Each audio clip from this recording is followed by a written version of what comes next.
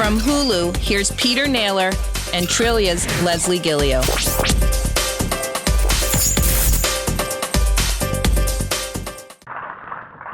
Hi, Peter. Hello. Thanks so much for joining us today. My pleasure. First TVnext, right? Yeah. Great. Happy to be here.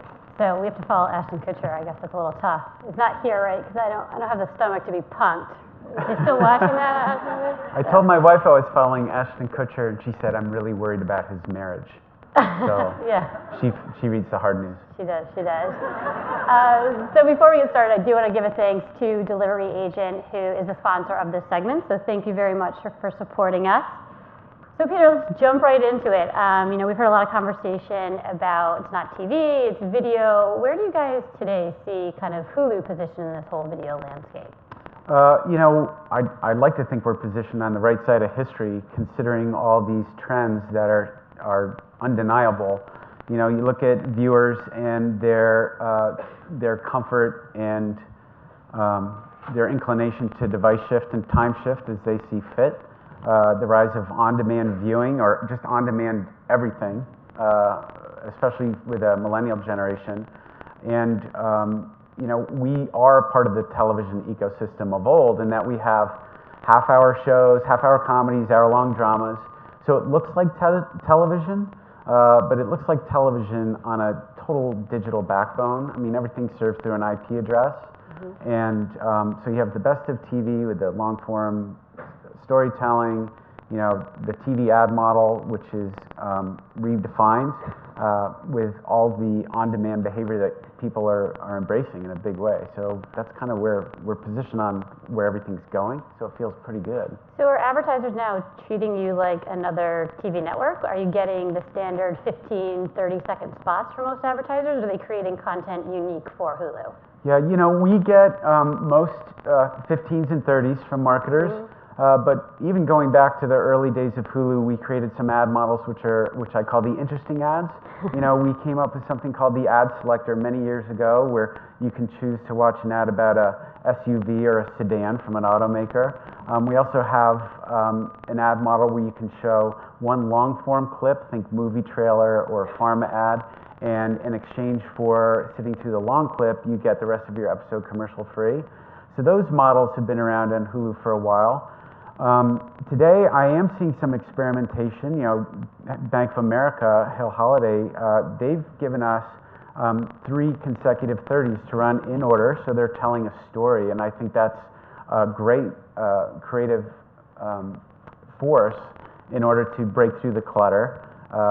And just recently, we got a 5-second ad from Tic Tac, which actually I don't think it's aired yet, but it's very cool. Breaking here, guys. And it's really, what's great about it is we're not married to any kind of clock or a programming grid. Yeah. So we don't have to fill a commercial pod with anything other than a number of ads. So if those ads are 5s or 30s, like no problem. Same holds true for the storytelling itself. We have Season 4 of the Mindy Project we picked up after 3 seasons on Fox, and a conventional half-hour comedy is actually 22 minutes of content. But on Hulu, the first episode was 26 minutes. Why 26? Because that's how long it took to tell the story. So we have flexibility with the advertisers' creative as well as the content from the creators themselves. Okay. Speaking of content, let's talk a little bit about the content on Hulu. So you guys are typically acquiring a lot of TV shows that you have, but you also have some originals. What is your mix right now in terms of what you're acquiring from some of the networks versus what you're getting that you're actually original content? Is that going to change over time? Yeah, the presence of originals is only going in one direction, and that's up. But I'll start with just the foundation. We're owned by ABC, NBC, and Fox, so we have their content, in addition to about 500 other broadcast providers' content. CW, AMC, we have an output deal. FX, we have an output deal. Turner, Viacom. So we have a lot of what we call last night's TV, on demand, next day. And that's driving the majority of why people come to Hulu. Mm-hmm. But we see pretty clearly that all of the content providers we're in bed with are continuing to experiment and push TV everywhere. They're launching their own experiments. And we know that we have to not only have that that content as our base, but we have to have originals as well. So we've had originals for a while, but I think in the last year we've taken bigger swings than ever. Last summer we launched a show produced by Amy Poehler called Difficult People.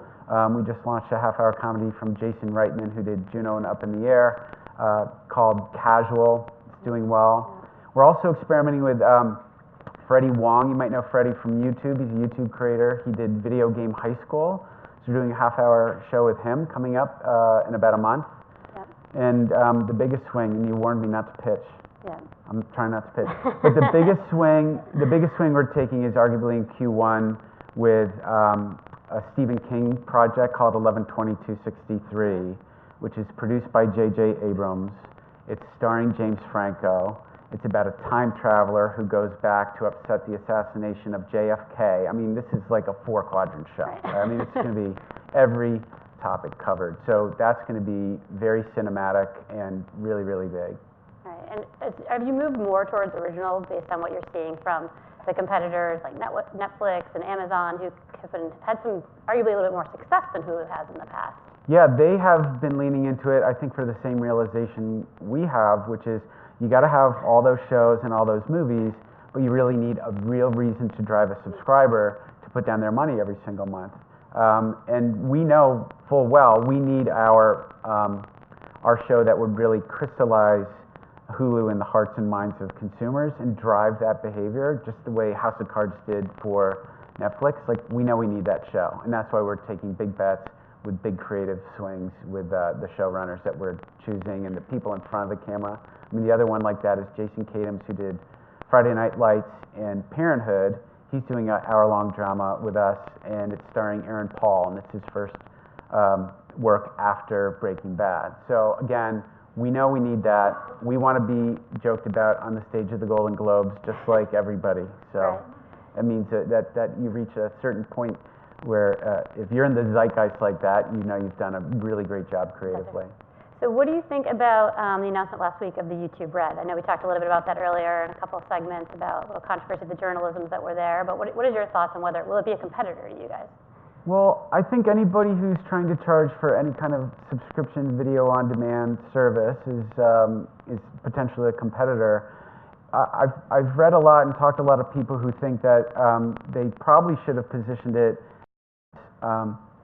Google Music for $9.99 and you get YouTube commercial free as a bonus, as opposed to the other way around. Because Google Music for $9.99 would be priced on par with Spotify and Pandora. Sure, yep. So if anything, they may have buried the lead in terms of value and what people might want to pay for, because you're getting a lot of YouTube right now and it seems to be working. So it'll be interesting to see if that price point and that product will work for them or not. So speaking of price points, how many different video streaming services do you think consumers are willing to pay for? It's getting very, very crowded really quickly. Yeah. What's the tipping point? Well, I'd like to believe that people will have at least a couple, if not three, and then they get really, really vertical. So if you look at Hulu, Netflix, Amazon Prime is kind of thrown in along with your shipping, your free shipping. Free shipping, yeah. And then I think those will be the bases, and people will add on. So for example, this past summer, we had a premium add-on with Showtime, so you can get your Hulu as a base with Showtime as a premium add-on. Mm-hmm. You look at all the experiments that are happening out there from Lifetime Movie Network, if that's your thing, you can get that. NBC's experimenting with CISO, that's cool. WWE has a pretty nice subscriber base going. CBS has, I forget what the product's called, but there's so many verticals that are emerging, and those are pretty broad, and then there's so many narrow verticals. Peter Tiernan's got the Crunchyroll, the SVOD service, and on and on. Tribeca is launching a very vertical SVOD service around, those films. Yeah. So I think there'll be a base and then a handful of add-ons. So do you want to ask you a question, because we have a lot of advertisers and media buyers in the room. So with the launch this past summer of your ad-free tier model, can you talk a little bit about that, and also a little bit of what percentage right now of your users are opting in for that to pay that extra $4 a month? Yeah, so I probably was like everybody when they heard that we were offering a commercial-free version and thought, wow, wait, what? What are we doing? We like advertising on Hulu. I like working at Hulu. So,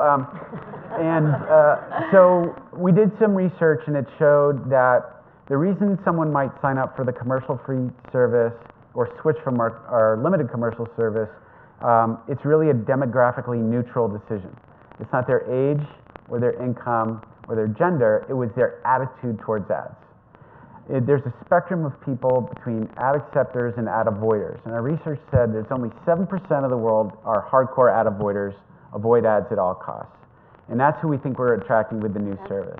And now that we're about 50 days into it, we launched September 2nd, all of our research has actually proven to be true. It is a demographically neutral decision, and you'd think, well, the millennials will definitely go over, or you think, oh, people with money will definitely just pay the $4 extra. It's $7.99 versus $11.99. But it hasn't been the case. It's really about attitudes towards ads. And as a result, your second part of the question, the majority of people who have signed up in the last 50 days, the wide majority, continue to choose a limited commercial plan. So we're growing the commercial-free plan, but we're continuing to grow the limited commercial plan, and that's the audience I bring to market every day. So it's That's okay. good news for us as It's advertisers. good news. Yes, Good. we're still That's in good. business. I also wanted to touch a little bit on programmatic. So you guys are working right now with Private Exchange. Do you ever see yourself putting inventory into the open marketplace, or you guys feel like you have a much more controlled? Yeah, for the Okay. foreseeable future, I can't imagine putting anything in an open exchange, considering the perils of fraud and malware and everything that could happen when you let other people into your environment. So we're viewing programmatic, it's pretty easy. We're looking at it as media automation, so that's easy. Let's stop sending PDFs back and forth and all that when we could just automate. But more interestingly, of course, is data. Yeah. So we'll work with guys like you and the biggest marketers in the world to figure out what is the right data solution on Hulu to make sure we're serving the right ad to the right person at the right time. So that's pretty easy to understand. There's really no need, considering demand and our limited commercial load, that I should put stuff in an open environment. It's not worth it. Not right now, Not anyway. right now, We'll see. right? Could change. So I do want to bring up, measurement has been a hot topic today. So, what are you guys doing? I think, one of the challenges we have now as advertisers is we're not getting really that kind of cross-channel view of understanding how we're delivering a Hulu with desktop versus mobile, et cetera. Like, what are you guys doing to help solve for that? Yeah, the first question of the morning was about measurement, and I was Oh, I saw your keystroking Twitter, in yeah, a tweet, measurement. and it said it Correct. auto-corrected measurement to measure lament, Yeah. and I think that's pretty right on. We're working with every measurement company out there, obviously Nielsen and ComScore, and then people like Mode and Integral Ad Science for viewability and all points in between, to try and crack the code. We've worked and come up with proprietary studies that get our total audience, because right now the ComScore video metrics only looks at desktop, and desktop is a fraction of our total viewership. So we know our total audience, but I need both those guys, ComScore and Nielsen, to give me campaign level management across all platforms, so we're working hard on that. They're really concerned with mobile, and I'm really concerned with the living room environment, because that's where most of our streams are happening. So right now, most of your streams are not on mobile devices. Right, so we started 8 years ago, it was 100% desktop. Today we're 15% desktop, 67% is in the living room. And when I say living room, I mean PlayStation, Xbox, Roku, Chromecast, Fire TV, Apple TV, all those connected TVs. And what's interesting about that is, we've put the TV back into the TV, but they're all connected TVs. So the rise of data, the promise of addressable television at Hulu is all alive and well in the living room. And I need the third-party syndicators to help me prove that the sky is blue. A lot of the stuff that they help me prove is something I think we all intuitively know, but we still have to have third-party verification to deliver on that. It's not to say that mobile isn't rising for us. Mobile last year grew 70% year over year, but living room grew 135% year over year. So that's where the placement for TV there. Yeah. So before we have to wrap up, I do want to ask you, what do you think happens to traditional TV? You guys borrow a ton of content from them, arguably, right? So could you go at it alone if you didn't have the dollars to pay for that content? Yeah, we don't borrow it. Oh, I mean, acquire. Yeah. Purchase, sorry.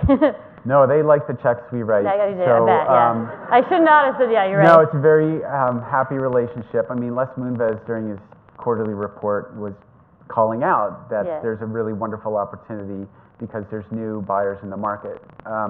So, you know, I think the TV folks know what's happening. They're paying attention. They're making many, many bets. Some will stick, some won't. But they're not going to sit still. And that $70 billion marketplace isn't going to leave their companies. It's going to change. It's going to be redefined. I mean, there's a big shift from linear to digital, but there's a big shift from linear to digital within the television companies themselves. So I think that we will all continue to course correct our way to a place where the business is healthy and vital. Okay. Any predictions from where things will happen in 5 years from now?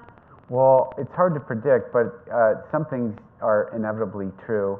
The rise of consumer choice and control, the rise of video-on-demand viewing, these things they're only going in one direction. So if anything, that's where you want to focus your energies on the consumer, pay attention to what she's doing, serve her, and everything should be fine. Great. Well, I really appreciate you sitting down with us. Thanks a lot. lot. Thank you.